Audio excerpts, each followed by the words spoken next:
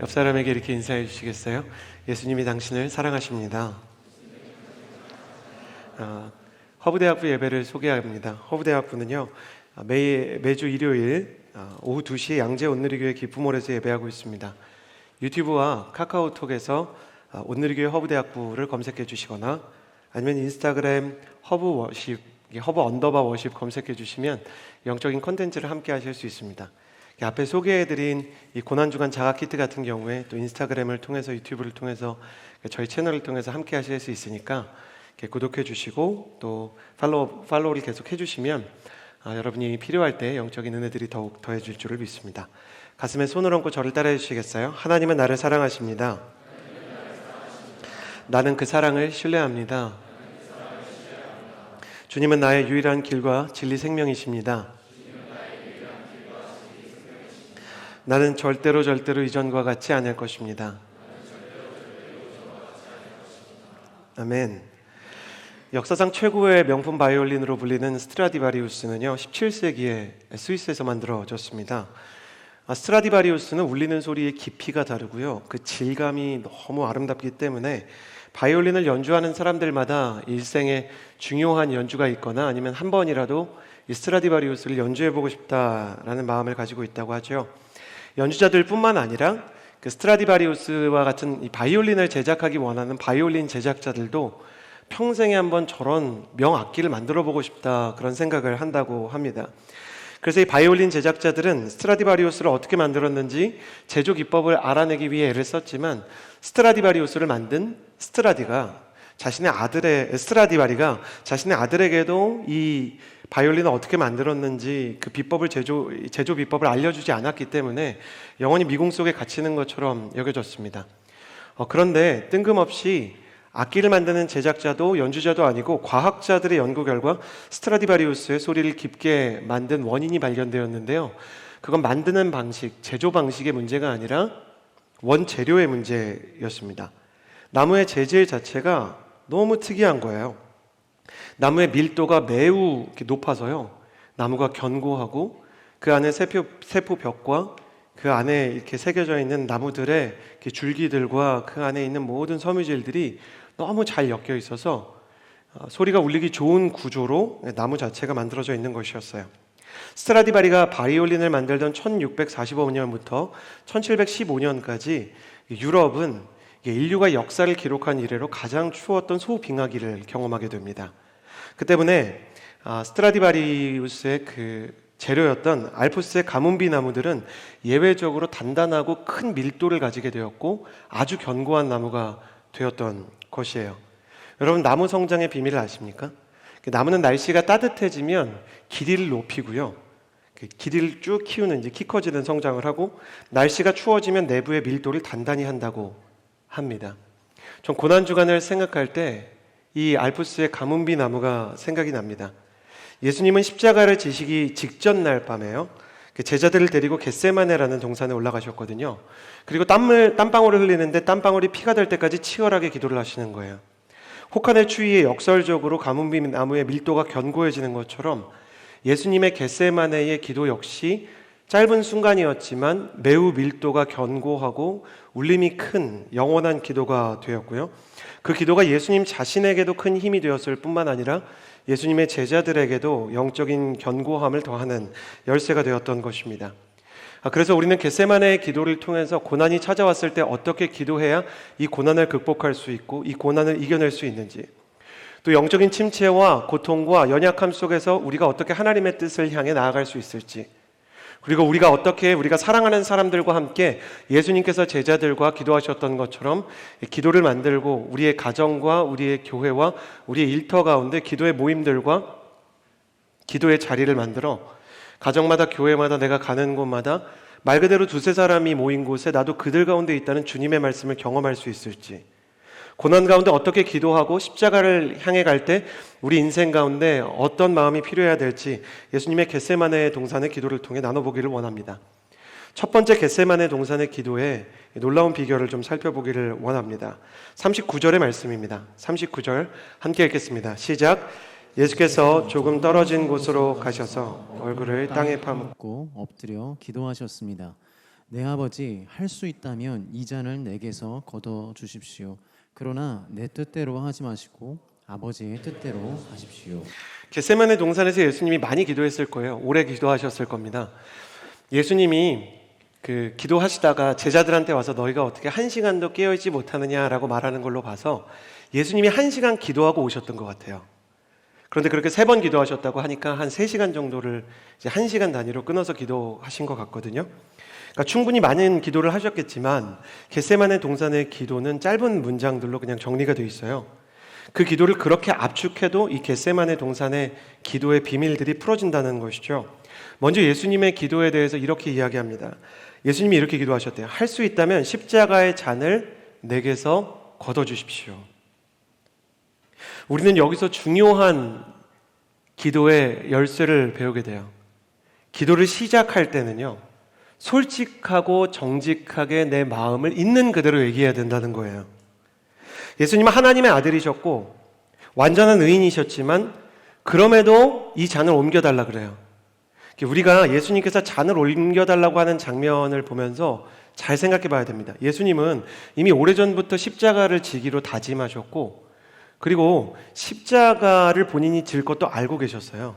그런데 왜 이렇게 두려워하는가? 왜 이렇게 두려워한다는 표현은 좀 적절하지 않군요. 말씀을 그대로 따라가면 38절에 예수님이 스스로 괴로워 죽을 지경이다 이렇게 말씀하셨고 37절엔 예수님이 슬픔에 잠겼다 얘기해요.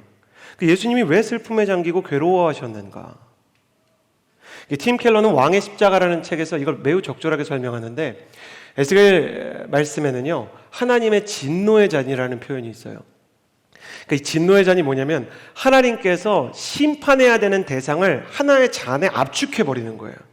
어떤 잔 안에 인간의 모든 죄와 인간의 모든 악과 하나님이 쏟아부을 모든 진노와 분노를 한 잔 안에 농축된 형태로 담아놓은 걸 진노의 잔이라고 그러는 거예요. 예수님께서 겟세마네 동산에 가셨을 때 느껴지는 것은 십자가를 질 때 하나님과의 관계가 다 끊어질 것이었어요. 하나님에게로부터 버림받고 자신을 구원하지 않기로 결단했기 때문에 다른 사람들을 구원할 수 있는 길이었고 사람들에게 외면을 받고 고통을 받는 수준을 뛰어넘어 하나님과의 거의 영원한 한도 끝도 없는 지옥에 가까운 이 고난을 받아야 되는 순간들이 예수님의 눈앞에 있었어요. 그러니까 예수님은 태초부터 지금까지 하나님과의 관계에서 어려움을 겪어본 적이 없고 그것이 예수님의 존재에서 가장 중요한 것이었기 때문에 이 망설임과 고뇌와 슬픔과 괴로움을 그대로 하나님한테 고백하면서 만약에 가능하면 내가 이걸 피하고 싶습니다 이렇게 기도했다는 거예요. 예수님도 자신이 괴롭고 슬프고 힘겨울 때 그냥 있는 그대로 기도하셨어요. 나는 여러분도 그렇게 되기를 바랍니다. 여러분 기도할 때 아프면 아프다고 말할 수 있는 용기가 있게 되기를 주님의 이름으로 축복합니다. 힘들면 힘들다고 말할 수 있는 정직함이 여러분의 마음 가운데 있게 되기를 예수님의 이름으로 축복합니다. 어떤 분들은 저도 좀 그랬어요. 모태신앙들은 기도할 때 하나님한테 하나님 저 용서 못하겠어요. 그 사람 너무 싫어요. 그러다가 여러분 그런 거 아세요? 그렇게 기도하다가 혼날 것 같은 거예요. 내가 너를 위해서 십자가도 졌는데 그 사람 용서 못하냐? 하나님 그러실 것 같아서 얼른 용서를 안 하겠다는 건 아니고 그러니까 기도가 굉장히 애매해지는 거죠. 그래서 모태신앙의 지혜가 생기는데 어려운 기도의 구간이 생기면 다른 기도를 하거나 기도를 그냥 침묵해버려요. 그러면서 내 안에 있는 말들을 그냥 삼켜버리는 것이죠. 그러나 성경은 끊임없이 우리 안에 있는 마음을 최대한 정직하게 우리의 고통과 아픔과 사람에 대한 미움과 상처까지도 있는 그대로 이야기하라고 고백합니다. 여러분 시편은 기도의 교과서라고 할 수 있을 것 같아요. 그런데 그 기도의 교과서 중에서도 교과서 장인 다윗이 시편 51편 17절의 기도에 대해서 예배에 대해서 뭐라고 썼냐면 하나님께서 구하시는 제사는 뭐라고요? 상한 심령이라. 하나님은 어떤 마음? 상하고 통회하는 마음을 멸시하지 아니하신다. 하나님께서는 우리의 연약하고 흔들리는 기도를 모두 이해하시고 우리가 아프고 괴로운 것에 대해서 다 받아주시는 거예요. 지난주에 나눈 것처럼 하나님에게는 사소한 우리의 눈물이 없는 것이죠. 우리가 겪고 있는 아픔과 고통 중에 하나님이 보시기에 사소하고 보잘것없는 게 없는 거예요. 제가 지난주에 얘기한 것처럼 제 딸의 찢어진 발바닥을 보고 눈물을 흘린 것처럼 여러분의 작은 신음에도 응답하신 하나님이라고 성경이 기록합니다. 그러나 시작을 정직하게 이렇게 정직한 고백을 가지고 기도를 시작해도 마지막까지 그렇게 끝내면 안 돼요. 제가 우리 허우 공동체에 와보고 청년들을 만나보니까요, 정직한 기도를 하는 분들은 그래도 많이 있더라고요. 근데 문제는 정직하다가 끝나요. 너무 미워요, 용서 안 하겠어요, 예수님의 이름으로 기도드렸습니다. 아멘. 하나님, 나는 내 마음을 돌이키지 않겠습니다. 그건 순종하기 어렵습니다. 아멘. 겟세마네 동산에서 예수님께 기도가 보여주는 첫 번째 원리는 뭐냐면, 예수님은 충분히 기도하셨다는 거예요. 가슴에 손을 얹고 저를 따라해 주시겠어요? 기도는 충분히 해야 합니다. 그럼 어디까지 가면 충분한 겁니까? 예수님의 기도를 두 문장으로 줄였죠. 하나는 이 잔을 내게서 옮겨주옵소서. 예수님이 힘든 걸 그대로 얘기하셨어요. 그러나 두 번째 문장은 그러나 내 뜻대로 하지 마시고 아버지의 뜻대로 하옵소서, 이렇게 기도를 마무리한 거예요. 그러니까 내 마음을 쏟아놓긴 쏟아놓는데 다 쏟아내고 나면 그 빈 마음에 하나님의 마음을 부어주시는 게 기도의 완성이 된다는 것입니다. 기도는 정직한 나의 마음과 그 통회하는 고백으로 시작해서 온전히 하나님의 마음을 받아오는 것으로 끝나는 겁니다. 내 마음 드리고 하나님의 마음 받아오는 거예요. 어떻게 이런 일이 가능할까? 저는 이 겟세마네 동산의 기도를 볼 때마다 생각나는 분이 계세요. 그분은 주기철 목사님이세요. 여러분, 주기철 목사님 아세요? 갑자기 궁금하네요. 주기철 목사님이라는 이름을 들어봤다. 손 한번 들어보시겠어요? 저는 모를 줄 알았는데 너무 감사하네요. 많은 분들이 아시네요. 근데 모르는 분들도 계시니까. 일제의 패망이 가까웠던 1930년대 중반에서 40년대 중반까지 일제는 전쟁을 준비하고 그리고 그 내부의 불만을 잠식하기 위해서요, 식민지들을 매우 가혹하게 통치하기 시작했어요. 그래서 대부분의 이 1930년대 일제 영화를 보면 일본 사람들이 너무너무 가혹한 일들을 하는 게 그려져요. 그 중에서 일제의 총끝과 칼끝이 가장 심각하게 겨눠졌던 곳은 다름 아닌 교회였어요. 그들은 일본의 황제인 천황이 유일한 신이라고 이야기하면서 교회에서 예배드리는 것까지는 허용해 주더라도 반드시 목회자들이 천황이 있는 신사를 향해서 절을 해야 된다. 그러니까 모든 신사는 천황이 있는 쪽을 향해서 이렇게 지어지거든요. 그러니까 그쪽을 향해서 절을 해야 된다, 이렇게 명령을 내렸던 거예요.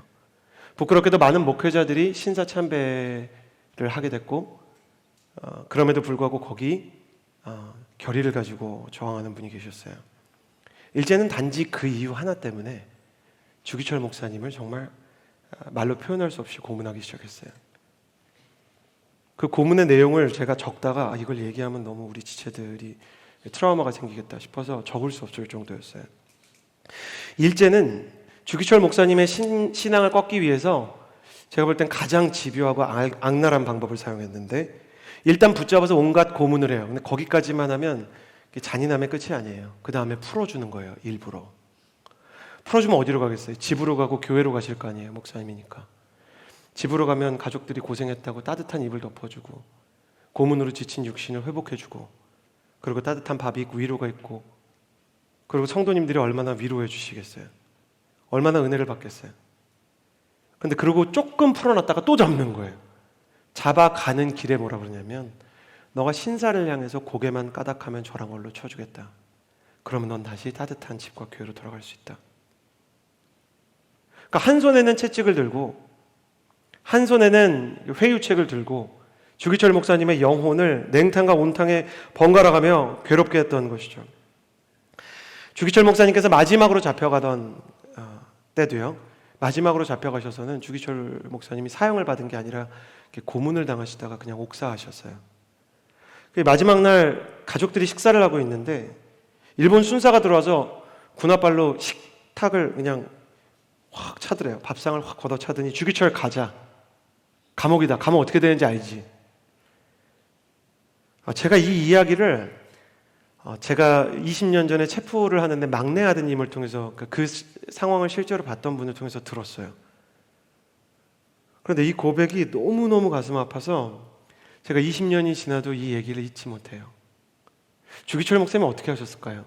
저는 그렇게 생각했어요. 주기철 목사님이라면 알겠습니다. 내가 그리스도와 함께 살았으니 그리스도와 함께 죽겠습니다. 그렇게 가실 줄 알았어요. 근데 막내 아드님이 똑똑히 기억하는 주기철 목사님은 기둥을 이렇게 꽉 잡으시더래요. 집 기둥을. 그리고 완전히 엎어져서는 이렇게 기도하시더랍니다. 하나님 이번에 잡혀가면 아마 저는 신사에 절할 것 같아요. 자신도 없고 고문도 무섭고 가족도 그립고 도저히 견딜 만한 체력과 영역이 남아있질 않습니다. 그러면서 엉엉 울더래요. 애처럼. 그 기도를 막 그대로 말씀하시는데 너무 무서워요. 너무 아파요. 정말 어린애 같은 기도. 그래서 어린 아들이 볼 때 우리 아버지가 이렇게 믿음이 없었나 싶을 정도로 우시더래요. 그런데 기도를 하는 동안 일제가 막 군홧발로 막 짓밟는 거예요. 목사님 등을 막 짓밟는 거예요. 근데 막 짓밟히면서 끝까지 기도하는데 기도가 끝나더니 얼굴에 미소를 가득 띠고 이제 됐습니다. 갑시다. 이제 갈 수 있습니다. 그러시더래요. 어린아이처럼 울면서 기도하던 두려움이 아버지의 얼굴에서 흔적도 없이 사라졌다 합니다. 그때 주기철 목사님의 그 아들이셨던 장로님이 하신 이야기가 잊혀지지 않아요. 제 아버지는 여러분이 생각하는 것처럼 영웅이나 초인이 아니었습니다. 그냥 어떻게 기도해야 되는지를 잘 아는 그런 분이셨습니다. 20년이 지났는데 고난주간 하면 그 주기철 목사님이 어린아이처럼 기도하시는 모습이 생각이 많이 나요. 그 이야기 막내 아들이 전해주시면서 나이가 많으신 노인이셨거든요. 지금은 소천하셨는데 그 시간들이 기억이 나요. 그래서 저도 기도를 해요. 하나님, 저도 너무 모든 게 버겁고 무서울 때가 있어요. 저의 경우에는 뭐 용서가 안 되는 사람 그런 거는 지금으로서는 별로 없는데 모르죠. 또 다음엔 어떨지. 근데 두려운 게 있고 망설여지는 게 있고 버거운 게 있거든요. 그래서 버겁고 두려우면은 하나님이 원하시는 마음으로 그거를 못하는 거예요.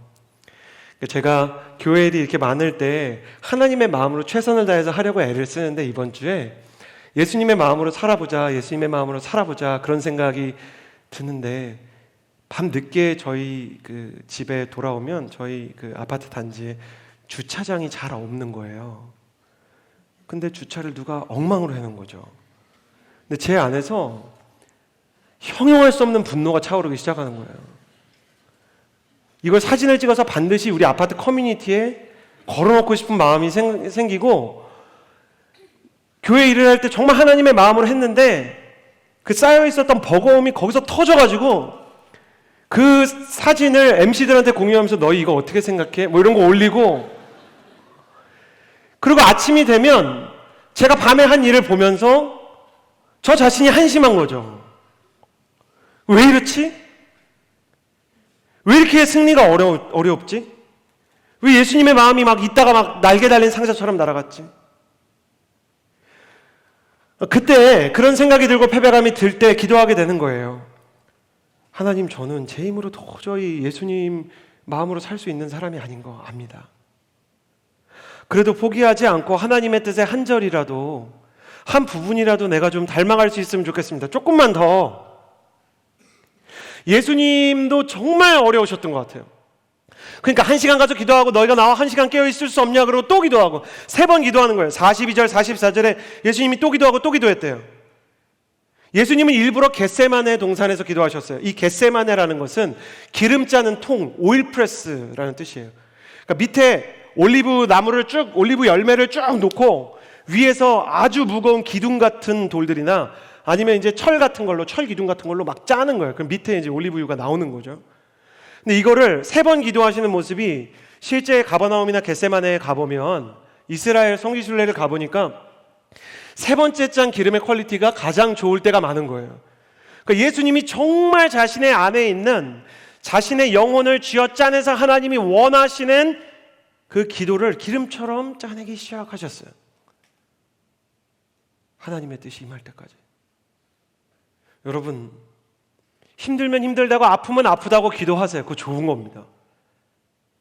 그리고 기도하면서 하나님의 뜻이 내 마음을 지배할 때까지 가보는 고난주간이 되기를 예수님의 이름으로 축복합니다. 45절 46절에 보면 예수님의 분위기가 완전히 변하시죠. 이제는 자고 쉬라. 때가 가까이 왔다. 일어나자. 가자. 예수님께서 주기철 목사님처럼 이제 준비가 되시고 평온하시고 모든 두려움과 어두움이 그림자도 찾을 수 없는 모습이 된 거예요. 예수님을 봐도 주기철 목사님을 봐도 신앙에는 초인이 없습니다. 흔들리는 영혼이 있을 뿐이죠. 우리가 흔들리는 영혼 그대로 기도하기를 바라고요. 기도가 끝날 때는 그 영혼이 견고해지는 역사가 있게 되기를 바랍니다. 그래서 우리가 시간이 지날수록 세 번째는 가장 퀄리티가 좋은 올리브 오일처럼 우리의 영혼이 주님 보시기에 가장 아름다운 형태로 변화되는 역사가 있는 그런 고난주간과 부활주간이 되기를 예수님의 이름으로 축복합니다. 두 번째로 나누고 싶은 것입니다. 36절에서 38절까지의 말씀입니다. 같이 한번 읽어보겠습니다. 시작. 그때 예수께서 제자들과 함께 겟세마네라고 하는 곳으로 가서 제자들에게 말씀하셨습니다. 내가 저기에 가서 기도하는 동안 여기에 앉아 있으라. 예수께서 베드로와 세베대의 두 아들을 데리고 가셨습니다. 예수께서는 슬픔에 잠겨 괴로워하셨습니다. 그때 예수께서 그들에게 말씀하셨습니다. 내 마음이 너무 괴로워 죽을 지경이다. 너희는 여기 머물러 나와 함께 깨어있도록 하라. 겟세마네에서 예수님이 충분히 기도하셨다. 하나님의 뜻이 임할 때까지 기도하셨다 말씀드렸습니다. 두 번째로 여러분에게 나누고 싶은 것은 이것입니다. 겟세마네에서 예수님은 충분히 중보를 부탁하셨습니다. 저를 따라해 주시겠어요? 겟세마네에서 예수님은 충분히 중보 기도를 부탁하셨습니다. 예수님은 충분히 중보 기도를 부탁하셨습니다. 예수님께서 겟세마네 동산으로 올라가실 때 혼자 올라가지 않으시고 제자들과 함께 올라가셔서 제자들에게 자신을 위해서 기도해 줄 것을 부탁하셨어요. 하나님의 아들이신 예수님께서도 중보 기도를 부탁하셨다는 것은 어떤 의미가 있을까요? 여러분 어떤 의미가 있다고 생각하세요? 십자가를 앞에 두고 가장 고통스러운 순간에 하나님의 아들이 사람에게 기도를 부탁했다는 것이 어떤 하나님의 뜻이 담겨 있을까? 그것은 중보 기도에 우리가 잘 알지 못하는 엄청난 능력이 있다는 거예요. 예수님이 마지막 순간에 제자들에게 중보 기도를 부탁한 것은 의례 예의상 한 게 아니었어요. 사람은 죽음을 앞두고 의례 예의상 하는 일이 없어요. 사랑 고백을 해도 진실하고요. 먹고 싶은 걸 물어도 가장 먹고 싶은 걸 얘기하고 하고 싶은 말을 남겨도 자기가 가장 하고 싶은 말을 남기게 되어 있는 것이에요. 그래서 사람들은 유언을 중요하게 생각하는 것이죠. 예수님은 죽음을 앞두고 제자들에게 중보기도를 부탁했어요. 그거는 중보기도의 놀라운 능력과 의미가 있기 때문이에요. 사랑하는 여러분 축복합니다.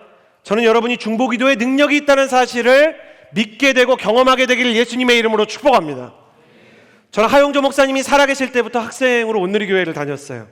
그때 온누리교회를 다녔던 분들 중에 하용조 목사님이 아픈 거를 모르는 사람 없었어요.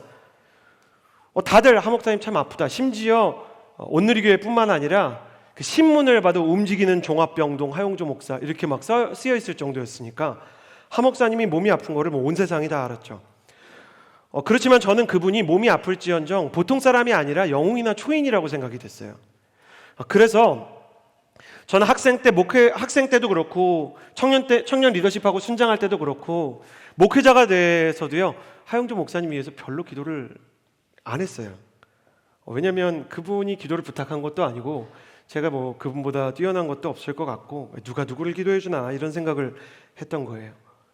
그런데 어느 날 이제 새벽기도 홀리스타 설교를 하는데 제가 핸드폰을 이렇게 보면대에 올려놓고 기도하고 있었는데 문자 하나가 딱 와요. 하용조 목사님께서 방금 소천하셨습니다. 그때 너무너무 눈물이 나고 죄송한 거예요. 목사님은 죽어가고 계셨던 거구나. 정말 많이 힘드셨을 텐데 나는 목사님을 통로로 예수님을 믿었는데 왜 목사님 위해서 기도를 제대로 해드리지 못했을까? 저는 다시는 하용조 목사님을 위해서 중보할 기회를 얻지 못하게 됐어요. 류시와 시인의 시 중에 사랑해라 시간이 없다 그런 표현이 있잖아요. 그런데 중보기도도 여러분 우리 인생에서 영원히 할 수 있는 게 아니라는 것을 꼭 기억하셨으면 좋겠어요. 물론 하용조 목사님이나 이재현 목사님은 저보다 훌륭한 분이시죠. 그럼에도 불구하고 제가 기도를 하는 건 제가 그분들보다 훌륭하기 때문이 아니라 중보기도 자체에 능력이 있다는 사실을 제가 믿기 때문이에요. 예수님은 부족한 사람의 중보기도도 기뻐하세요. 부족하고 연약한 제자들에게 자신을 위한 기도를 부탁하기를 주저하지 않으셨어요. 그러니 우리의 기도의 수준이 얕고 기도를 잘 못한다 그래서 우리의 기도를 주님께서 거절하실 이유가 없을 거예요. 그래서 여러분에게 이렇게 부탁드리고 싶어요. 저를 보시겠어요?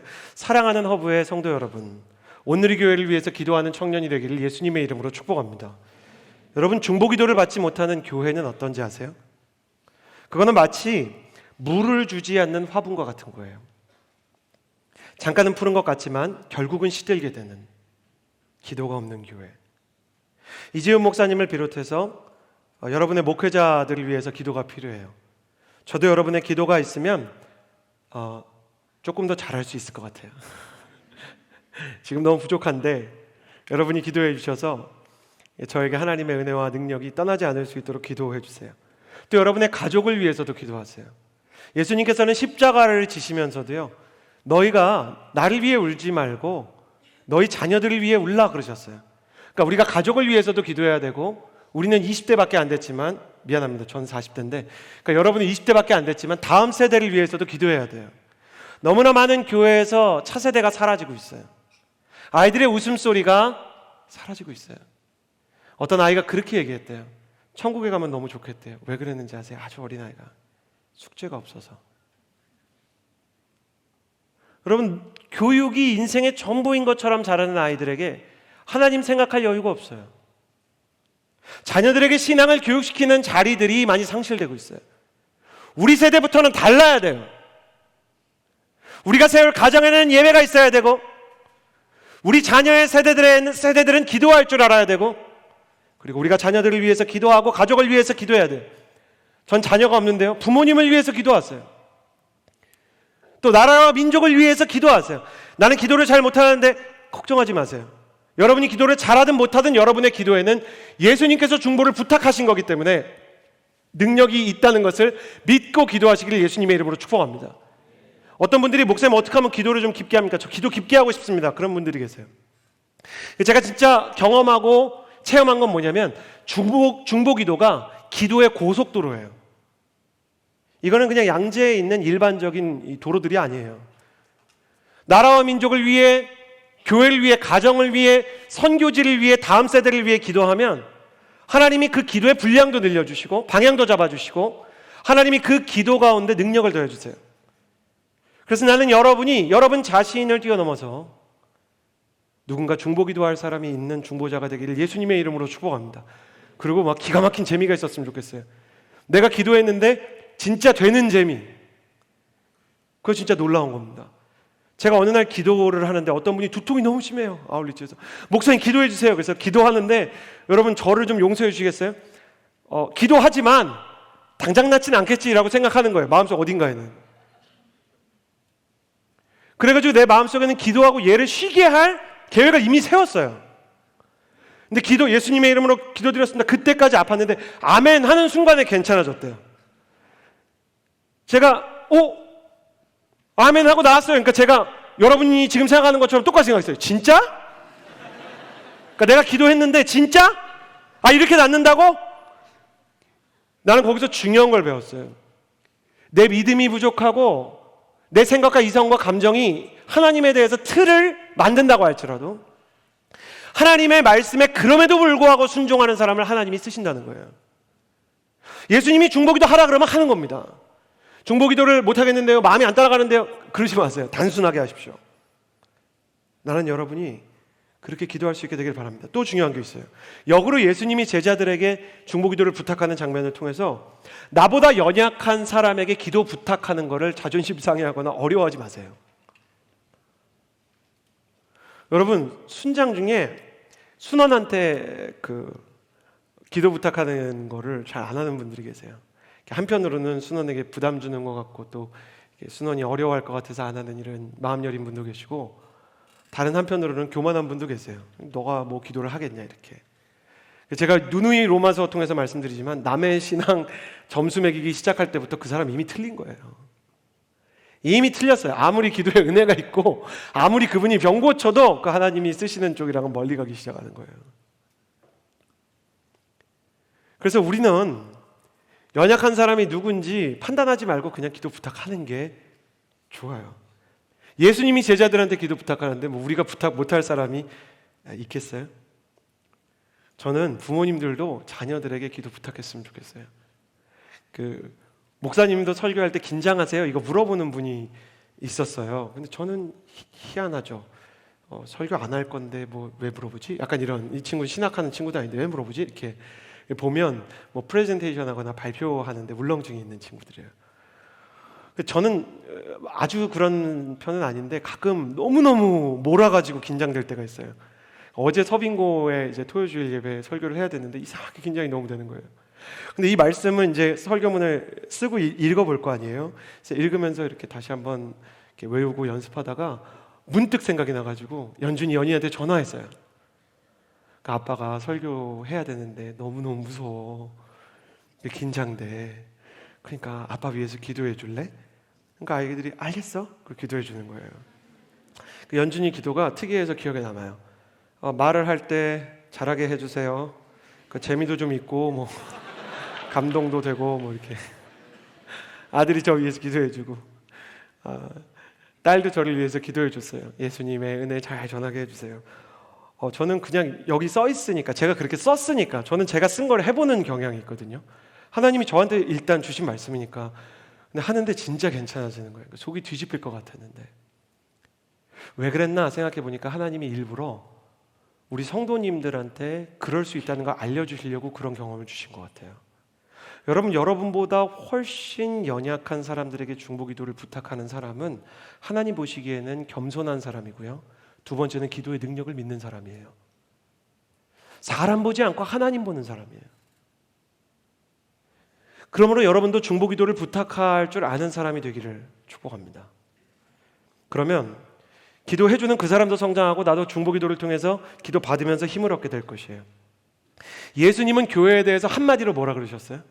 내 집은 기도하는 집이라 그랬어요. 그래서 저는 이번 고난 주간을 지나면서 우리가 우리의 아픔에 대해서 중보기도를 부탁하고 고난에 대해서 중보기도를 부탁하고 우리의 상심에 대해서 중보기도를 부탁했으면 좋겠어요. 고난을 만났을 때 여러분 중보기도를 부탁할 수 있는 사람이 있게 되기를 예수님의 이름으로 축복합니다. 그리고 누군가의 고난을 보고 그 사람을 위해서 기도할 수 있는 사람이 됐으면 좋겠어요. 예수님은 고난이 찾아왔을 때 솔직하게 기도하고 하나님의 뜻이 임할 때까지 기도하고 중보기도를 부탁했다. 이거는 우리가 고난을 만났을 때 해야 하는 기도의 매뉴얼이다. 그런 생각이 들어요. 세 번째는 또 상당히 중요한 예수님의 기도의 비결입니다. 40절에서 41절의 말씀입니다. 같이 한번 읽어보겠습니다. 시작. 그리고 제자들에게 돌아와 보니 그들은 자고 있었습니다. 예수께서 베드로에게 물으셨습니다. 너희가 한 시간도 나와 함께 깨어있지 못하겠느냐? 시험에 들지 않도록 깨어서 기도하라. 마음은 간절한데 육신이 약하구나. 예수님께서 제자들을 데리고 가셨는데 제자들이 예수님 기도하는 동안 여러분 어떻게 했어요? 잤어요. 기도를 좀 해본 분들은 알아요. 기도원 가본 분들은 알아요. 그러니까 기도를 많이 하고 뜨겁게 하고 막 3시간, 4시간 넘게 하실 수 있는 분들은 혼자 기도하는 게 편한 경우가 많아요. 기도의 수준 차이가 많이 나는 사람이랑 기도원 가면 서로 조금 이렇게 미안해요. 기도를 오래 하는 분은 어떤 분이 혼자 오래, 두 사람이 갔는데 한 사람이 막 오래 기도해요. 다른 한 사람은 이렇게 기도를 짧게 하고 일어났어요. 그럼 일어난 사람 보면서 내가 저 사람 부담스럽게 하는 거 아닌가? 나가야 되나? 이런 생각이 들고 먼저 일어나는 사람은 더 기도하고 싶은데 도저히 못하겠는데 나는 왜 저만큼 기도 못하지? 그런 생각이 들고 그러니까 서로 어려운 거예요.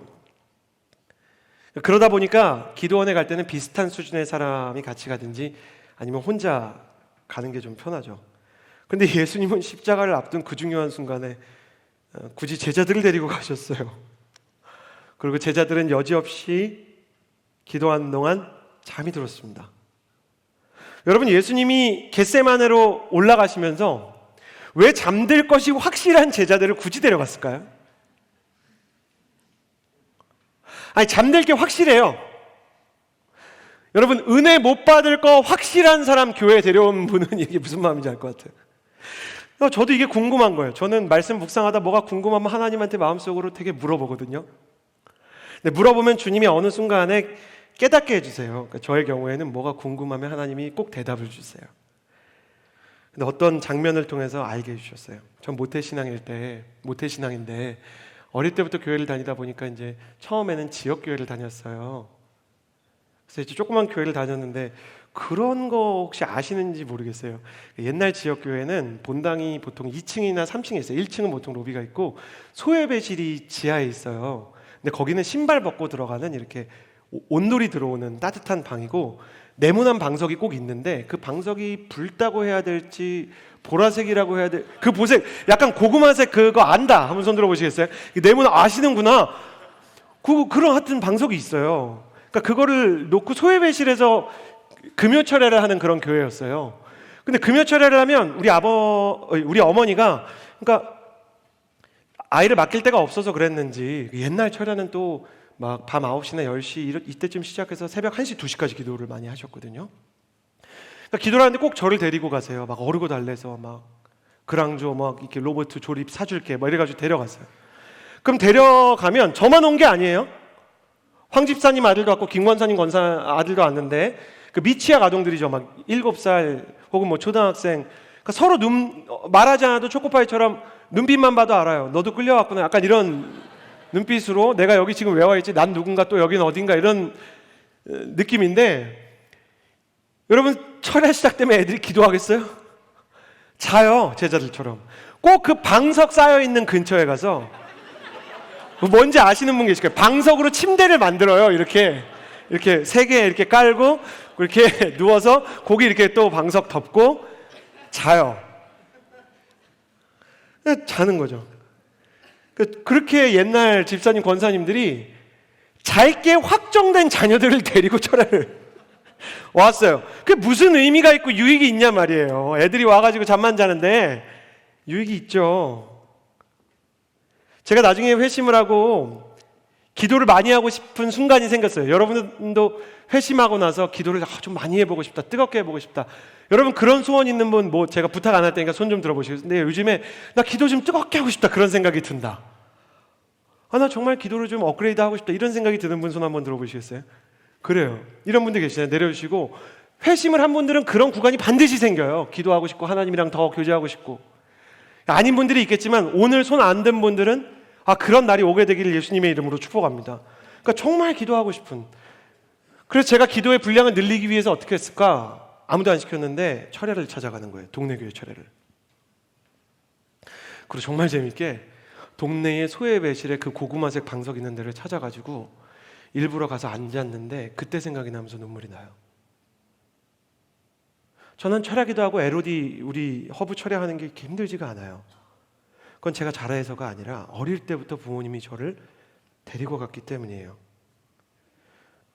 김정한 목사님의 아들이자 교육의 전문가이기도 한 김효셉 목사님은 이렇게 말씀하셨어요.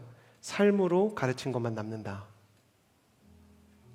유대인들은 고기 잡는 법을, 그러니까 고기를 잡아주지 말고 고기 잡는 법을 알려주라는 이야기를 우리나라 사람들처럼 읽지 않아요. 우리나라 사람들은 그렇게 생각하잖아요. 돈 주지 말고 돈 버는 법 가르쳐라.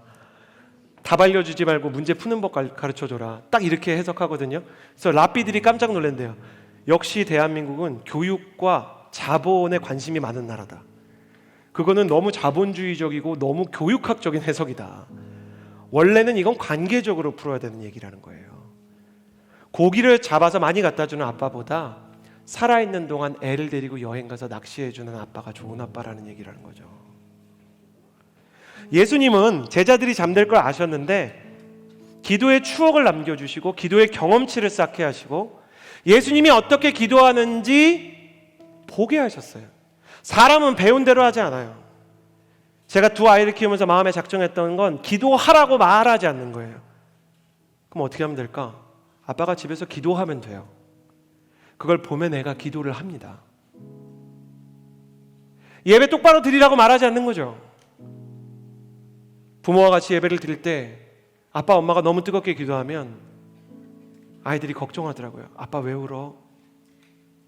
왜 울어? 예수님이 아빠를 너무 사랑하셔서 연준이를 너무 사랑하셔서, 연희를 너무 사랑하셔서 우는 거야. 얘들이 기도 제목을 하나 썼는데 본대로 하는 거예요. 하나님, 나도 어른이 되면 예배 드리다가 울 수 있게 해주세요. 예수님은 제자들이 잠들 것을 아셨지만 훗날 이 제자들이 위대한 기도의 사도가 될 것도 알고 계셨어요. 그래서 지금 한심하지만, 부족하지만 그들을 데리고 기도하는 모습을 보여주면서 너희는 이렇게 기도해라. 내가 기도한 걸 본 것을 너의 눈에 새기고 너의 마음에 새기고 기억해라. 언젠가 중요한 시간이 되면, 언젠가 성령이 임하시면 너희도 나처럼 이렇게 기도하게 될 것이다. 그러니까 여러분, 기도를 볼 수 있는 자리에 가세요. 그리고 거기서 이렇게 기도하세요. 잠들지도 모르겠어요. 하나님, 오늘 기도 되게 짧게밖에 못할 것 같거든요. 하나님, 저는 기도하는 법도 잘 모르고 예배를 온전히 드리는 법도 잘 몰라요. 저는 기쁨으로서 예배 드리다가도 되게 많이 자고, 예배 드리면서도 헤어진 전 남자친구, 여자친구 보면서 신경 쓰이는 게 한두 번이 아니었어요. 고난주간에 예배를 드리러 와서도 취업과 진로와 진학 문제에만 마음이 매였던, 마음이 굉장히 자기중심적인 사람이에요. 그래도 예수님께서 허브 예배를 열어주시고, 그래도 예수님께서 50일 기도를 열어주신 건 아마도 내가 변할 모습을 주님이 보고 계신 거 아닌가요? 맞을 거예요, 여러분. 주님은 지금 여러분이 여기서 자든 은혜를 못 받든, 예배가 좀 지루하게 느끼든 뜨겁지 않든 기도를 오래 못하든 상관없어요. 예수님께서는 여러분이 언젠가 겟세마네의 예수님처럼 변화될 것을 보고 계시고 믿고 계시기 때문이에요. 우리가 우리를 사랑하시는 이 예수님, 우리를 믿어주시는 예수님의 믿음과 사랑에 힘입어 우리의 연약함에도 불구하고 예수님 계신 곳 그 겟세마네에 함께 나아가 기도할 수 있는 사람이 됐으면 좋겠어요. 그러면 우리도 언젠가 예수님처럼 이 고난의 순간 하나님의 뜻이 임할 때까지, 그리고 누군가를 위해서 중보기도 해주고 중보기도 받으며 이 고난의 겨울을 견뎌낸 스트라디바리우스 같은 견고한 하나님의 악기가 될 거예요. 저를 보시겠어요? 스스로의 한심한 모습을 너무 탓하지 마세요. 여러분은 지금 완성된 존재가 아닐 뿐이에요. 하나님은 지금도 이 예배를 통해서 여러분의 작은 부분들을 만져가고 계시고, 하나님의 때에 여러분은 멋지게 하나님의 사람으로 쓰임받고 기도의 사람으로 나아가게 될 것입니다. 저는 여러분을 일일이 다 모르지만 예수님께서 여러분을 믿으시기 때문에 저도 여러분에게 이렇게 말하겠습니다. 여러분을 믿습니다. 여러분을 기대합니다. 그것이 여러분을 향한 예수 그리스도의 마음입니다.